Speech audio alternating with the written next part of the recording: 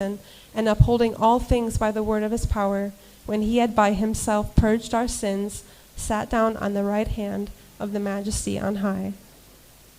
Christ was able to sit there because he had revealed and had God's character.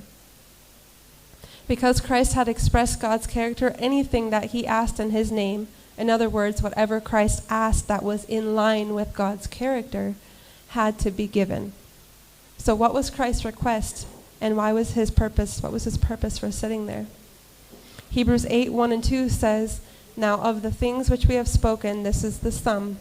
We have such a high priest who is set on the right hand of the throne of majesty in the heavens, a minister of the sanctuary and of the true tabernacle which the Lord pitched and not man." And Hebrews 10:12, "But this man, after he had offered one sacrifice for sins forever, sat down on the right hand of God." And 12:2 says, "Looking unto Jesus, the author and finisher of our faith, who for the joy that was set before him endured the cross, despising the shame, and is set down at the right hand of the throne of God."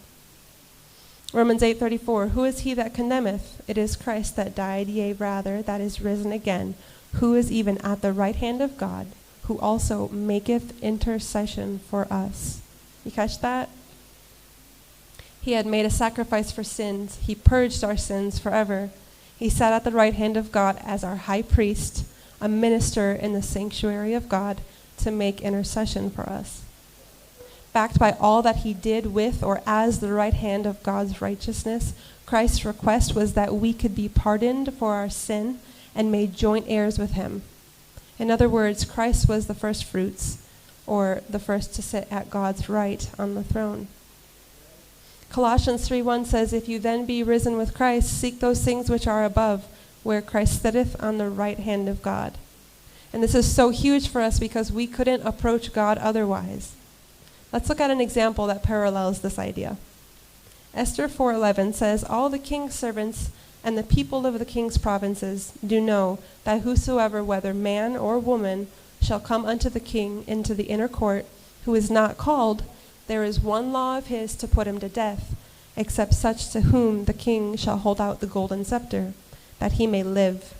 But I have not been called to come in unto the king these 30 days. So in the scenario from Esther's day, no man or woman could enter into the inner courts of the king unsummoned. However, if they did, the king could choose to hold out his scepter to offer them the right to live. If the man or woman was approved, then they could ask their request.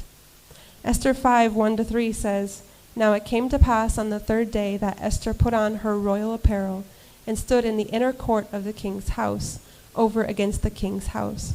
And the king sat upon his royal throne in the royal house, over against the gate of the house.